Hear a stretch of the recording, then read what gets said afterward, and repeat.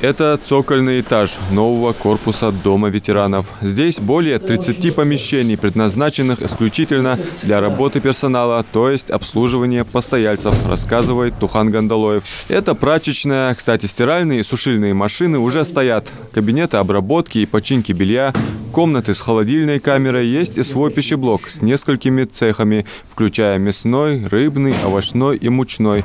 В наличии и кухонная утварь. Вот это холодный цех, это моечная. Это горячий цех готовки. Оборудование уже поставили. Вот электроплитки, электросковородка, пекарский шкаф, моечная, все, что необходимо. Первые 2 этажа отведены под процедурные кабинеты, а именно помещения для кварцевого и парафинового лечения, ультразвуковой и физиотерапии с грязевыми ваннами, комнаты для вибромассажа и лечебно-физкультурного оздоровления. Осталось только поставить необходимое оборудование, рассказывает Тухан. На 3-м и 4-м этаже будут расположены гостиничные номера на 50 человек. Сейчас мы находимся на 3-м этаже. Здесь расположены спальные помещения для отдыхающих. Значит, каждая комната – это двухместные номера с отдельным санузлом, отдельной ванной, выход на балкон. Таких 25 помещений, то есть на 50 коек. Если они раньше вам располагали в старом здании 30 мест, это по 5-6 человек, то здесь 2 человека и индивидуальные ванны, санузлы. На верхних этажах также приспособлены и актовые залы. Мебель кое-где уже поставили. Также вплотную к ним по проекту отведено несколько помещений для столовых и отдельно раздаточные. Отсюда пища будет раздаваться в столовых, разноситься.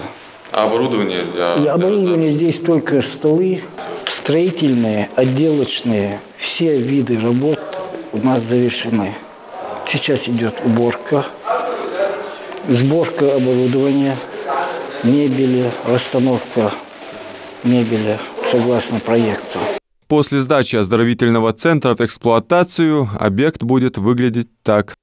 Число желающих посетить санаторий растет с каждым годом, но коек здесь было только 36. Иногда приходилось селить в одну комнату 5 человек вместо положенных 3. О комфорте постояльцев не было и речи. Очереди в ванную, обед в 2 смены, вспоминает Руслан Нальгиев. Кстати, в новом корпусе столовые располагаются на 3 этажах.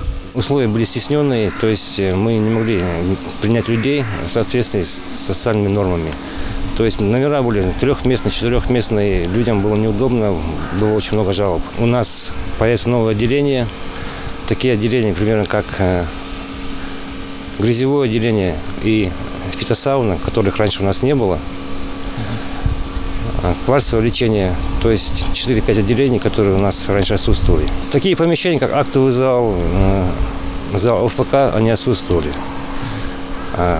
А была потребность, необходимость? Потребность, конечно же, была, потому что мы часто проводили мероприятия, особенно майские праздники.